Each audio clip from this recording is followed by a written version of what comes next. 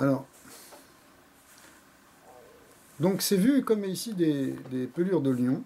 Zé torzé aderer tmunat agalgalim kenikar besifret tochanim. C'est-à-dire dans les livres de géométrie ou d'architecture, enfin de géométrie, on voit effectivement, on peut le dessiner comme des cercles concentriques. והנה, הבחינת המחברת כל העיגולים יחד, הוא עניין קו הדק הזה, המתפשט מן אינסוף. En fait, ce qui fait le lien entre toutes ces feuilles, toutes ces sphirotes, c'est ce quart de Ensof. Ve'over, ve'yored, ve'nimshar, mi'igul el igul, ad sium tachnit kulam kenal. Et donc il descend de cercle en cercle, jusqu'en bas, jusqu'au dernier cercle en tout cas. Ve'derer akav azeh, nimshar ha'or, האור והשפע והצביר לכל אחד ואחד מהם, והרי נתבהר בחינת העיגולים של היצור.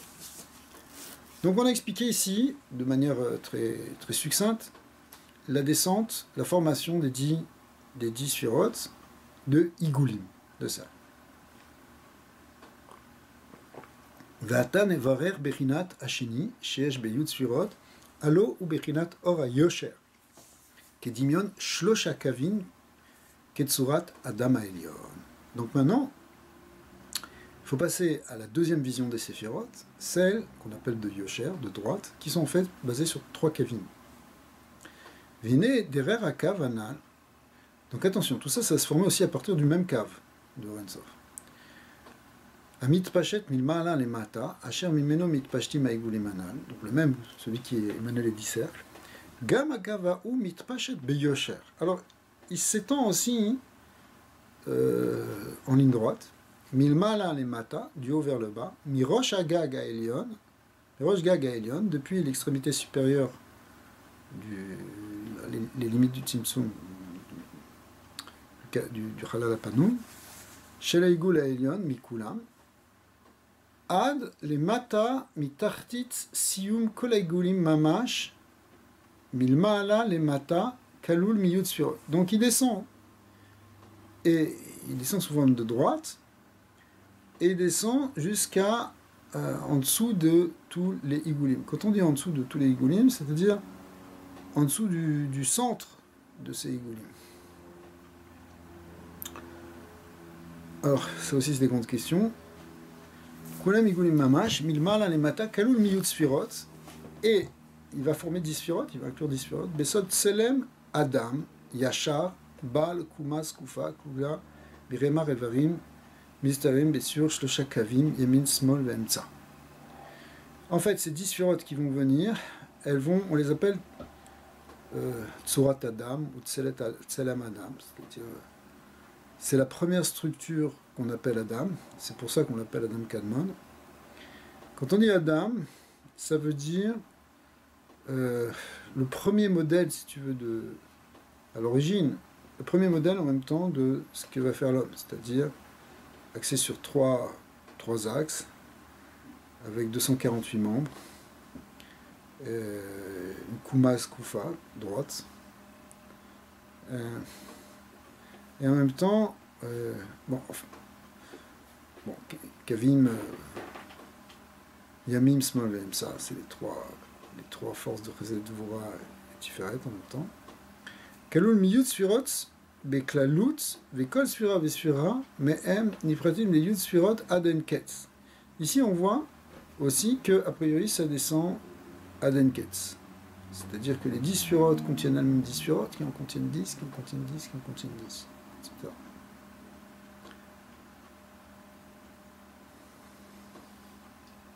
Ici c'est quoi? C'est juste 3 cas? Ça veut dire qu'elles sont. La structure de 10 sphirotes est répartie selon une balance de 3 axes. Est-ce qu'il y a des cercles ici ou il n'y en a pas? C'est pas des cercles, c'est vu comme des droites. Ouais. Cercle et droite, tu peux retrouver ça dans ce qu'on a découvert maintenant dans la physique quantique, que la propagation de la lumière, elle se fait soit sous forme rectiligne de particules, soit sous forme ondulatoire. Alors les sphéroïdes circulaires, tu peux les comparer à des ondes en vérité. C'est des très grands sodotes parce que même c'est le sol du Gilgoul. Le sol du Gilgoul, c'est un phénomène ondulatoire. C'est pour ça que c'est pas du tout une réincarnation. C'est une lumière d'une Neshama qui apparaît dans un temps et qui va apparaître dans un autre temps et qui va apparaître dans un autre temps. C'est un peu comme si dans le phénomène d'une onde, quand tu lances une pierre dans un lac, bah, tu vas avoir des cercles qui vont se former. Et tu vois ces cercles qui se déplacent. Mais c'est illusoire, ces cercles qui ne se déplacent pas. C'est l'onde qui se déplace, mais c'est-à-dire, donc on le voit comme un cercle qui se déplace. Mais c'est pas l'eau qui était au centre qui se déplace. L'eau, elle monte et elle descend. Elle n'a pas un mouvement latéral. Si on comprend cette idée-là, on comprend le sens du Tzimtzum. C'est pas une personne qui se déplace d'un corps à un autre. C'est la même lumière qui est unique, qui va briller dans plusieurs incarnations, dans plusieurs corps, mais qui va briller dans un individu complètement différent, qui va avoir des choses communes. Et de même que si à un moment, il y a quelque chose qui a été perturbé, il y a une perturbation qui a été faite, cette perturbation, elle va être communiquée. C'est pour ça que tu dois, quand on te dit que tu dois réparer quelque chose qui a été fait dans une vie précédente, tu dois réparer la perturbation qui a été faite par quelqu'un d'autre avant toi. C'est la même Shoresh Neshama, c'est la même Neshama, c'est la même lumière de Neshama. Neshama, c'est une lumière. Mais c'est pas un individu qui revient. C'est pour ça que Gilgoul, c'est le mot Gal. Gal qui veut dire cercle, qui veut dire onde. Une onde en hébreu, c'est un Gal. C'est pas seulement dans l'hébreu moderne. Donc le Gilgoul, c'est une transmigration. C'est même pas une transmigration, c'est la même lumière qui brille, la même lumière d'âme qui brille dans des individus différents. Et ça veut dire, qu'est-ce qu'on fait avec le mouvement ondulatoire? Est-ce que ça change quelque chose par rapport à... Ou est-ce que c'est la même chose? C'est la même lumière. Est-ce que c'est la même lumière? Faut pas parler d'intensité ni rien, mais ça veut dire l'amplitude, disons que ça fait comme ça. Disons, est-ce qu'une Neshama a un potentiel d'être plus haute? Mais l'incarnation dans une vie, c'est comme une descente et une montée, c'est comme un cercle lui-même, c'est comme une sinusoïde. La Neshama, elle descend et elle remonte. Oui. Donc, c'est ça l'onde en fait. Il n'y a pas une grande onde derrière tout ça, si je me rends. Ça se traduit par des vies différentes.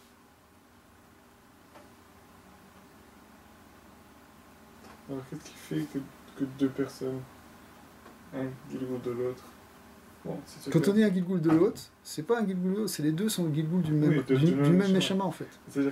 C'est comme ça qu'il faudrait le dire. Ils doivent être vraiment similaires ces deux personnes quand même. Non. Elles peuvent être très différentes, mais elles ont des points communs. Elles ont des points communs, c'est qu'elles reçoivent la même... Elles viennent de la même source de lumière. Leur Neshama vient de la même source de lumière. Et elles ont souvent à réparer les mêmes choses, ou l'une à réparer ce qui a été fait par l'autre. Mais qu'est-ce qui fait la différence alors entre les deux? Si c'est la même lumière. C'est deux individus, c'est deux kélim, c'est deux corps comme c'est 10 sphirotes, t'as Chorma, t'as Bina, c'est des 10 sphirotes différentes, mais en fin de compte, c'est la même lumière qui se propage à travers elle.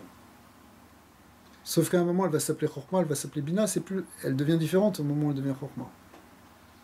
C'est sûr que... C'est le Kéli, si tu veux, qui fait changer la lumière. Ça, je vais dire ça comme ça, mais c'est sûr que le Kéli, ça finit pas, mais peut-être dans l'absolu, 2 tzadikim,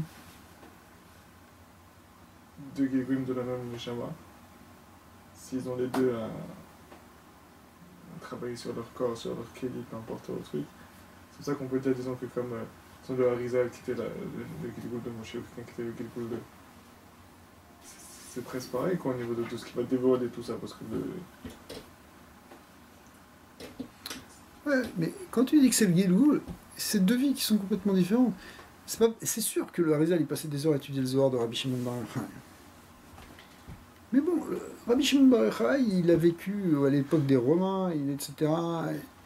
Il avait une autre réalité, c'était les Tanaïm. Le Harizal, il a vécu plus de 1000 ans après. Et dans une autre réalité. tout ça, ça change.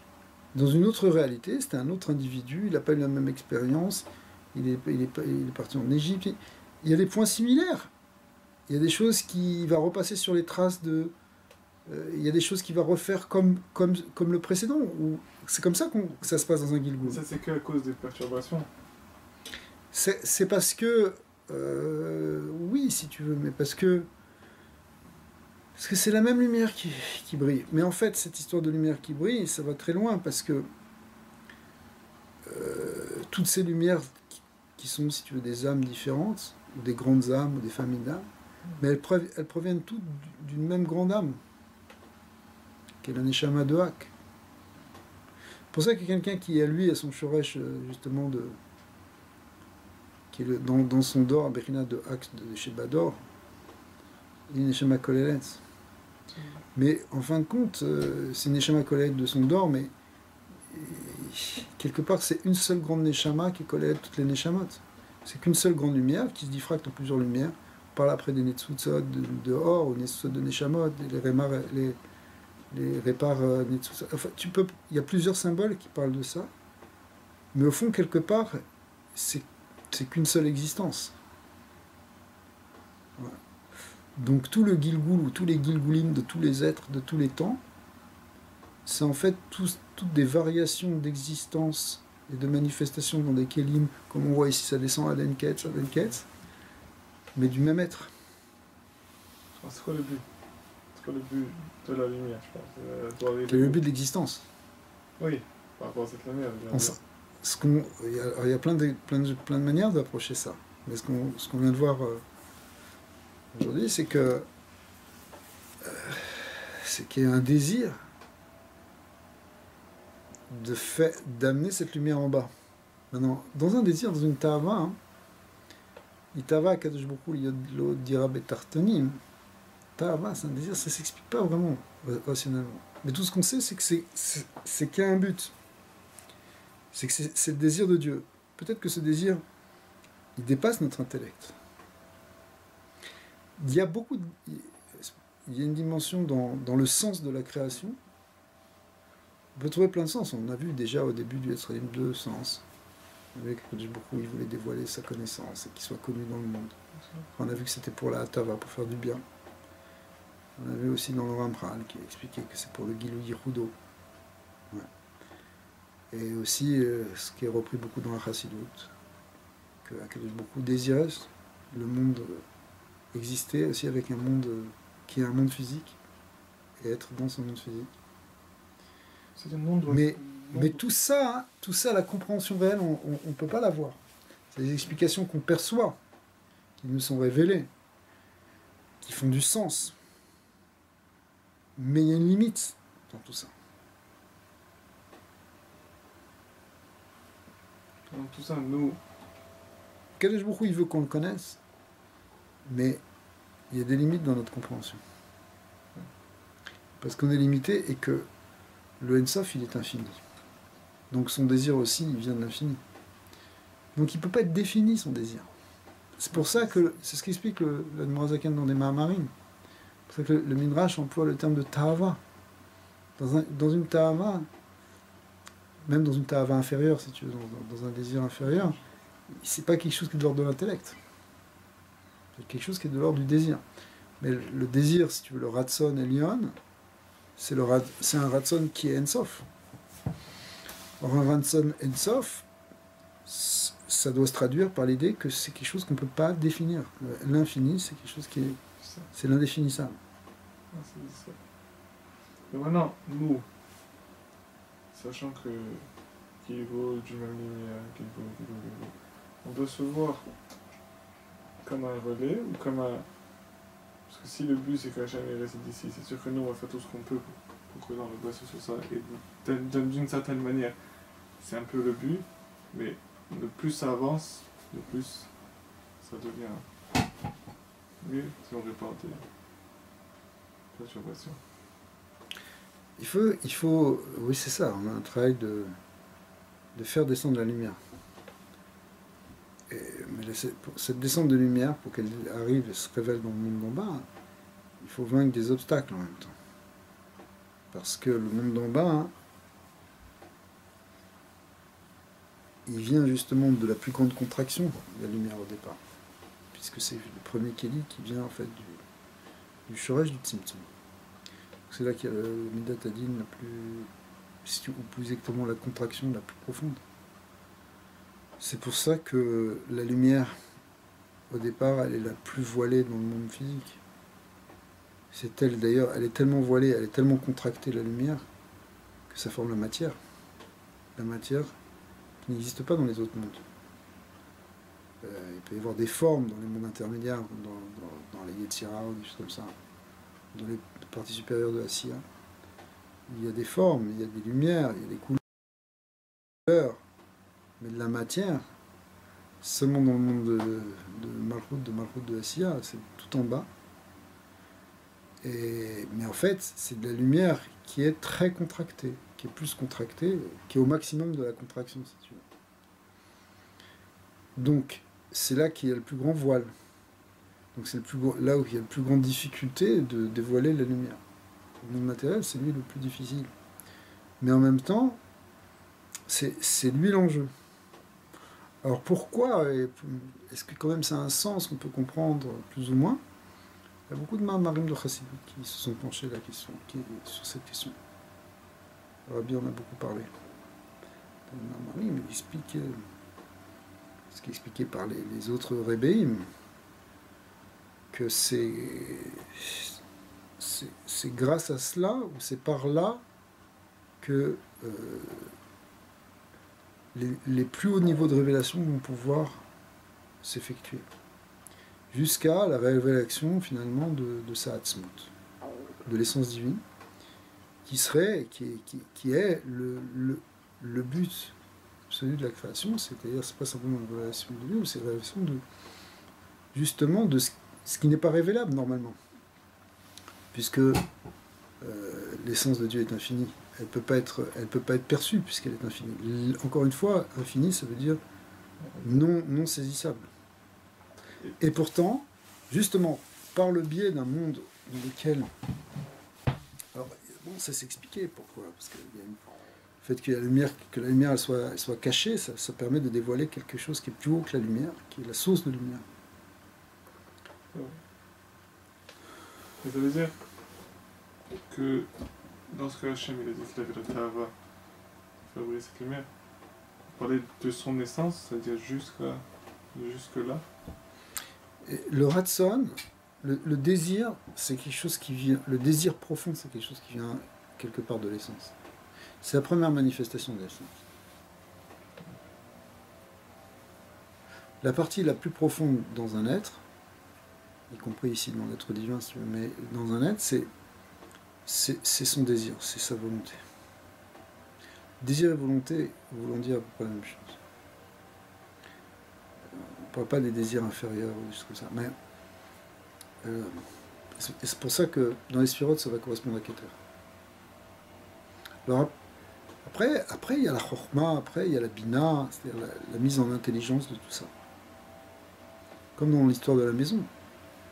Quand tu veux construire une maison, c'est parce que Ça commence parce qu'un matin, tu te réveilles avec une envie, un désir d'avoir une maison. Alors après, tu la visualises. D'un coup, tu as une vision de... Ça, c'est Chokhmah. Pour moi, c'est la Raya. C'est la vision. Donc, tu l'aperçois, tu la vois, ta maison. Elle est là, paf.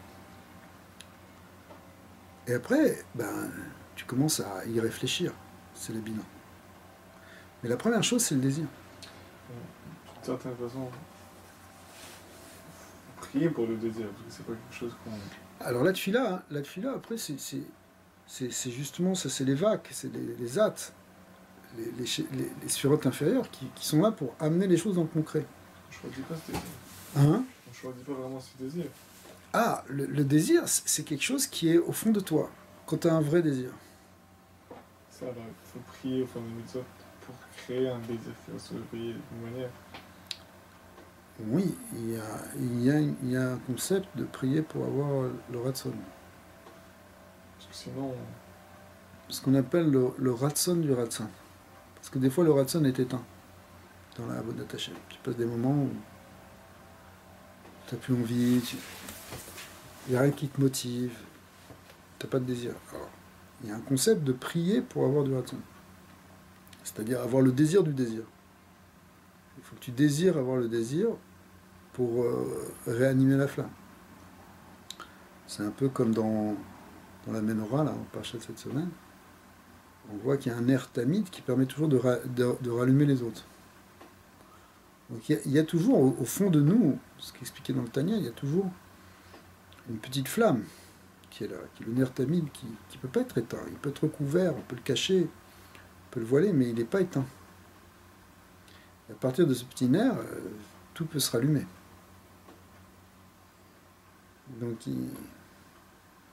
parce que il faut avoir au fond il y a un somme de faire. Ouais, ça, il faut l'entretenir, ce Esh Tamid Toukat de la Misbéa. Sur le Misbéa aussi, sur le Tal, il y avait aussi un petit feu qui ne devait jamais être éteint. Même si dans le premier Beth Amikdash, on dit que le feu descendait du ciel. Mitzvah Le'avi Mina Idiot, c'était une mitzvah que l'homme il entretienne. Quand on dit le feu descend du ciel, ça veut dire que c'est ce dont on parle aussi dans le Tanya sur la Havaraba, le grand amoureux. Quelqu'un qui est pris d'extase et de désir vraiment de s'unir avec Dieu, c'est quelque chose qui lui vient d'en haut. C'est pas tout le monde qui est zoré, c'est un peu comme... c'est quelque chose qui... C'est une grâce divine qui s'étend sur lui. Mais on n'a pas toujours ça. Une fois tu te réveilles, tu n'as pas envie de faire quoi que ce soit. Alors il faut que tu entretiennes un Esh Tamid. Un petit feu, il faut qu'il y ait quelque chose que tu fais, voilà, quelque chose auquel tu t'attaches, faire des télim, faire des téfilines, etc. Des choses qui vont, que tu vas activer. Ah, t'as pas envie de faire télim, c'est pas grave, fais tes télim quotidiens, tu vois que ça va échauffer ton cœur, et hop, ça peut redéclencher tout le brasier. Okay. C'est toute l'idée. Alors,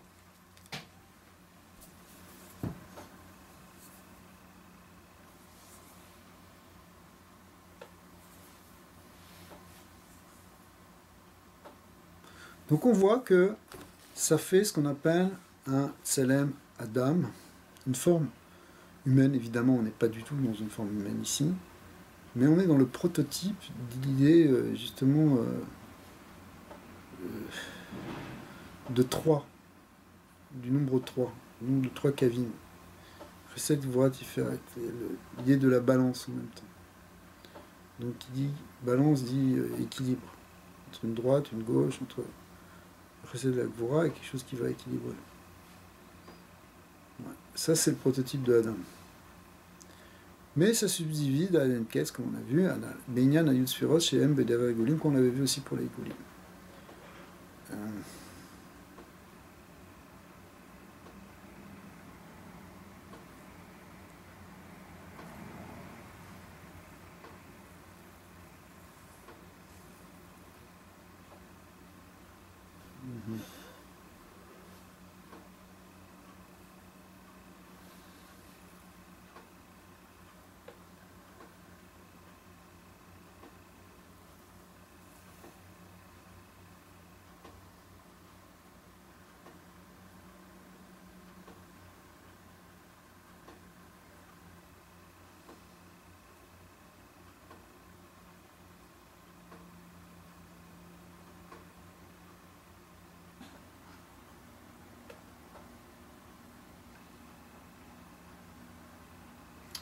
Ok, on reverra après l'histoire là. Est-ce que c'est Enketz? A priori c'est Enketz. D'un autre côté, on a vu qu'il y avait 3 étapes. On reviendra en fait. Il y a essentiellement 3 notions qui existent dans les sphirotes, qu'on appelle Nekuda, Sphira et Partsouf. Et c'est ce qu'on retrouve ici dans ces 3 dont on a parlé. Il y a Klal, Prat et Pratim. Mais c'est une suga qu'on fera après. Ok. Veine, Bechinat Zot, Hacheni, Nikrat Tselem Elokim. On l'appelle le Tselem Elokim. Donc quand on dit que l'homme est fait à l'image de Dieu, c'est qu'il est fait à l'image de Hak. Il est fait selon cette structure-là, qui est faite de 3 kavim. Va'alea remez hakatuv be'omro va'ivra Elokim et ha'adam betzelmo betzelem Elokim ukimat kol sefer hazohar ve'atikunim rov divreyem kulam mitaskim bebechinat shenit. En fait, tout le système de Higulim, on n'en parle pas tellement dans la Kabbalah. Essentiellement, tout le Zohar ne parle que de la sphira de Yosher, les sphirotes de Begider Yosher, Petsurat Adam. Pourquoi? Parce que c'est celle qui nous intéresse le plus en tant qu'homme. Parce que c'est notre modèle, et parce que c'est ça qui donne la notion de Avoda. Dans les Higulim, il y a aussi une Avoda, mais essentiellement, c'est par le Yosher qu'on fait la Avoda. Parce que c'est là qu'il y a Chesed, Din, Vura, Tiferet. Le Higoul, a priori, par exemple, le Ramchal, il dit que les Higoulim, par rapport au Yosher, les Higoulim, c'est Ashgacha Klalit. C'est quoi Ashgacha Klalit? Ça veut dire, c'est quelque chose qui est global, qui ne dépend pas des actes de chacun. Les planètes, elles tournent d'ailleurs selon des Higoulim. Et bon, ça tourne. Tu montes, ça descend, ça tourne. La grande mode ici aujourd'hui, là, c'est de dire oui, la pollution, la chaleur, ça va détruire la Terre. La Terre elle va être détruite. Ça va pas détruire la Terre. Même si la Terre elle est recouverte de plastique, elle va pas être détruite. Elle va continuer à tourner. Il y a l'Ashgacha qui la lit, indépendamment de ce qu'on fait, qui la fait tourner. Ce qui va être détruit, c'est notre monde à nous. Ouais, nous, on va peut-être... ça, c'est une birina de Tsurat Adam, ça dépend de ce qu'on fait, nous. Ouais. Au niveau matériel, comme au niveau spirituel. Quand on te dit qu'il y a le lien de Srar Ve'onesh et de récompense, etc., ça dépend des sphirotes, de Chesed, des sphirotes selon 3 kavim. Selon justement... alors c'est pour ça que ça c'est responsable en fait de... Ça c'est ce qui correspond à ce qu'on appelle la Ashgacha Pratit, qui dépend des actes. Ouais. Alors, c'est pour ça que le Zohar, il parle surtout de ça.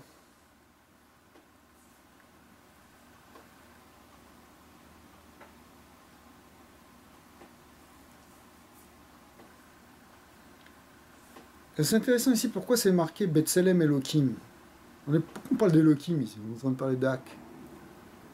On est dans la première structure, en fait, on ne l'a pas encore vu, mais c'est la première structure du Shem Yud Kevavke. Pourquoi tu veux parler du Shem Elohim?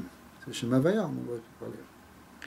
C'est ce qu'il dit le Devra Shalom ici. Il dit Veim Tomar, tu l'as pas, mais je te le dis. J'ai un autre.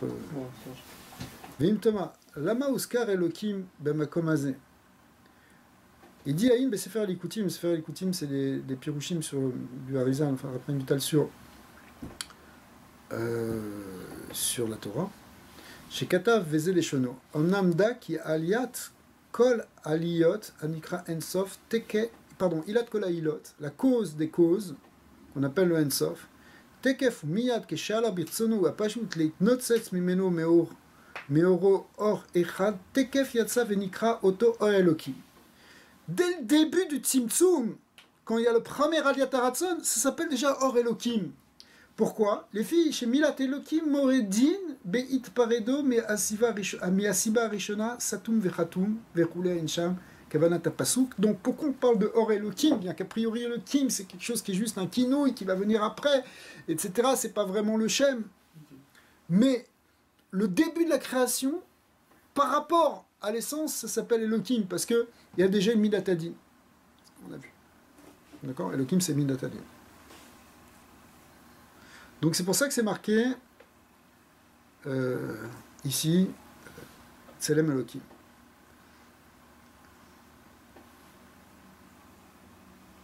C'est par rapport à la Ilat Hailot qui est le Ensof.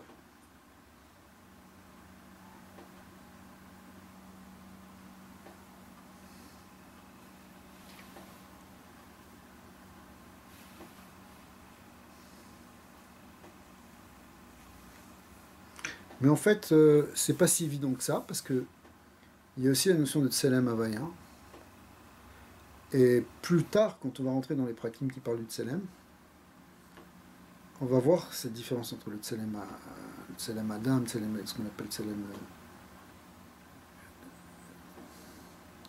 Yud Kevavke. Donc c'est pas si clair, mais ici on a déjà une réponse.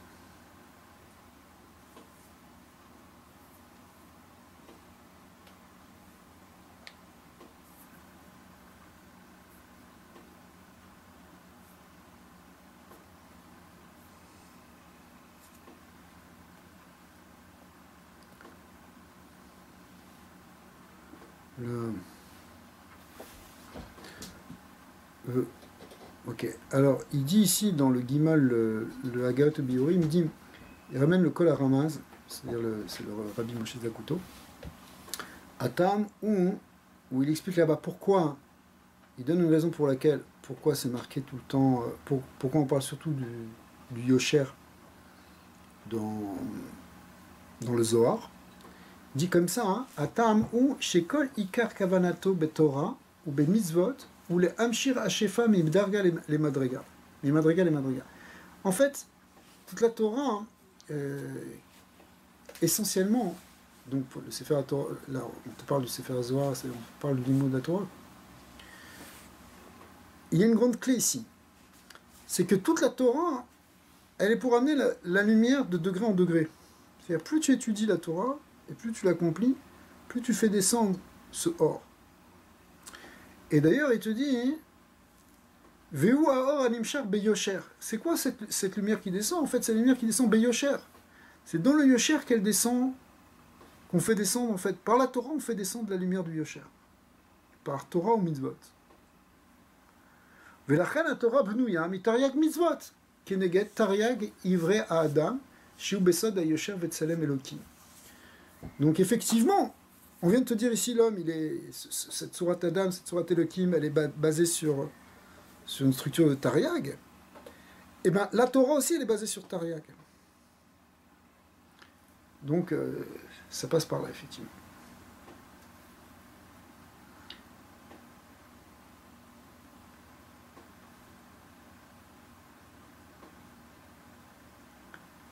Il y a marqué, le livre Hashanam, il ramène aussi un sefer qui s'appelle Makom Bina, qui dit que le mot Tselem Elohim, c'est Gematria Adam Kadmon Immaculé.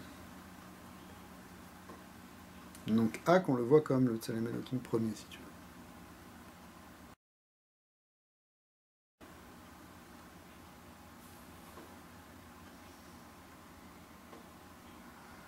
Ok.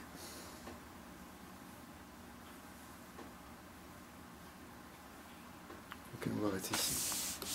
Bon, amen.